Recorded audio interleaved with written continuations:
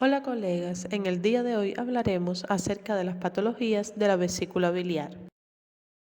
La ecografía ha adquirido un papel importante en la evaluación de la vesícula biliar porque es el método más sensible para detectar los cálculos biliares. Los mismos aparecen como estructuras móviles ecogénicas intraluminares que generan sombra acústica. La demostración de la sombra acústica es importante para distinguir los cálculos de otras anomalías intraluminales.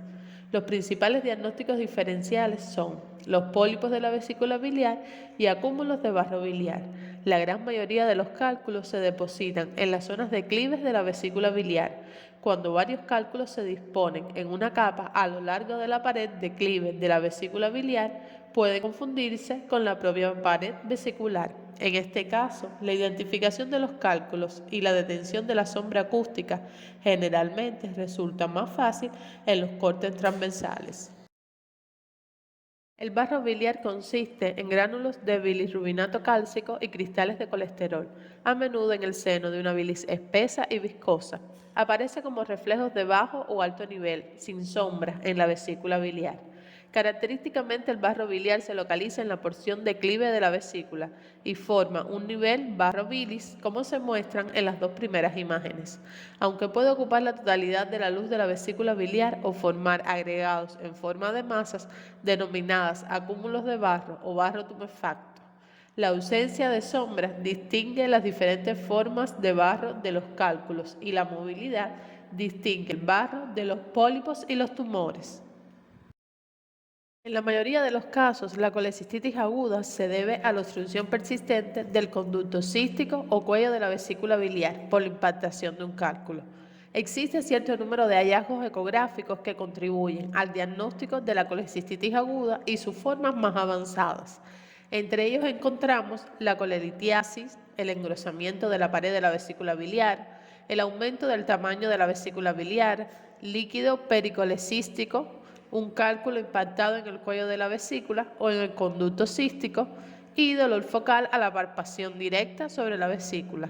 Por sí mismos, ninguno de estos hallazgos es patognomónico de colecistitis aguda, pero la combinación de varios de ellos en el seno clínico asociado es muy sugestiva.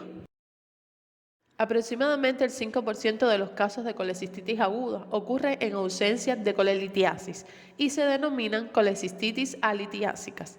Tienen lugar predominantemente en pacientes muy graves, en especial después de una cirugía mayor, traumatismos graves y nutrición parenteral total prolongada. Por lo tanto, la ausencia de cálculos no es fiable para descartar la colecistitis en este grupo de pacientes. En la imagen visualizamos cortes longitudinal y transversal, mostrando aumento del tamaño de la vesícula y engrosamiento de su pared, pero sin cálculos detectables.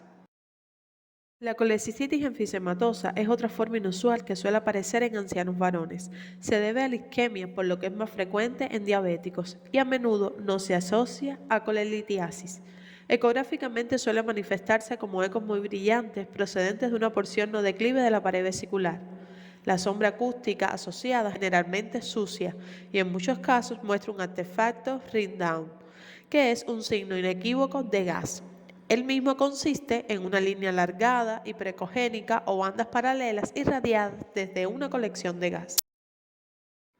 La imagen ecográfica más frecuente del cáncer de la vesícula es una masa de partes blandas centradas en la fosa vesicular que oblitera completamente o parcialmente la luz.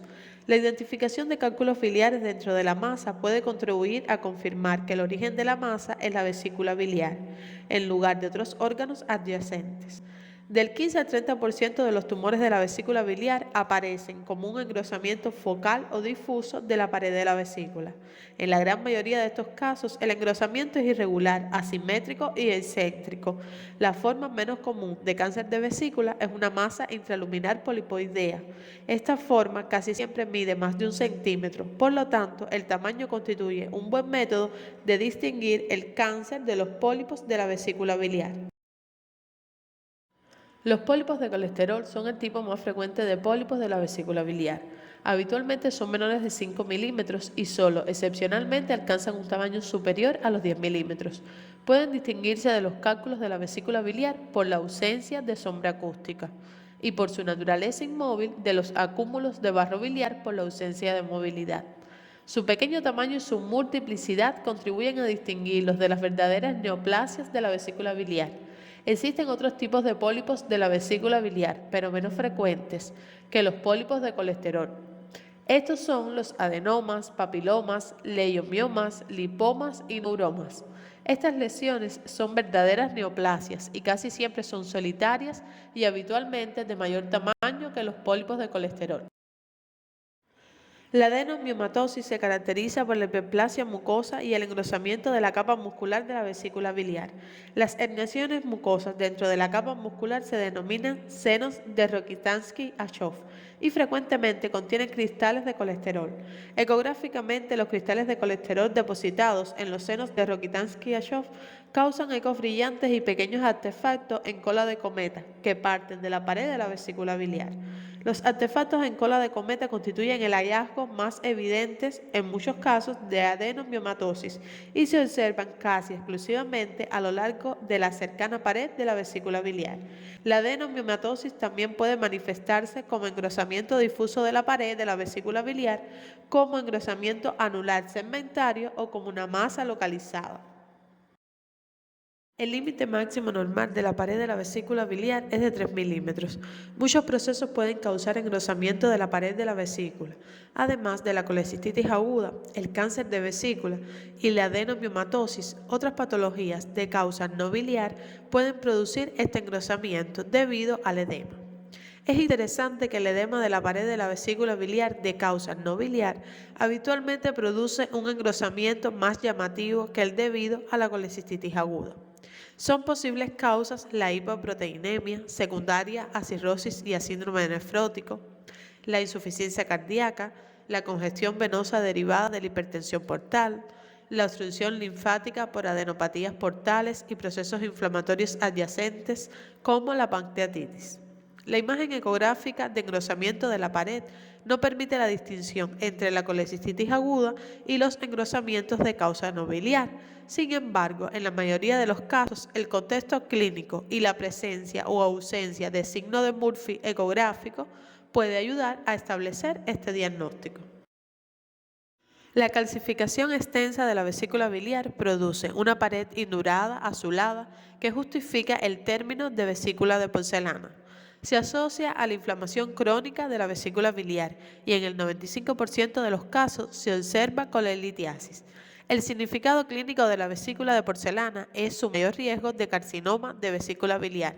Cuando la pared de la vesícula biliar está intensamente calcificada y la pared difusamente afectada, aparecerá como un arco ecogénico con una densa sombra posterior. Calcificaciones menos extensas solo producirán una sombra parcial, de modo que la pared posterior de la vesícula resulta visible. Dado el mayor riesgo de carcinoma de vesícula, siempre que se detecte una calcificación de la pared, debe realizarse un estudio detenido para descartar la existencia de una neoplasia. El diagnóstico diferencial de la vesícula de porcelana se establece con una vesícula biliar completamente ocupada por cálculos y con la colecistitis enfisematosa. Si se observa un complejo pared-eco-sombra, casi siempre corresponde a una vesícula biliar repleta de cálculos. Si la pared posterior de la vesícula biliar es visible, puede descartarse entonces una vesícula ocupada por cálculos. Si se detecta el artefacto ring down, puede diagnosticarse la colecistitis enfisematosa. Y hasta aquí el tema de hoy. Muchas gracias.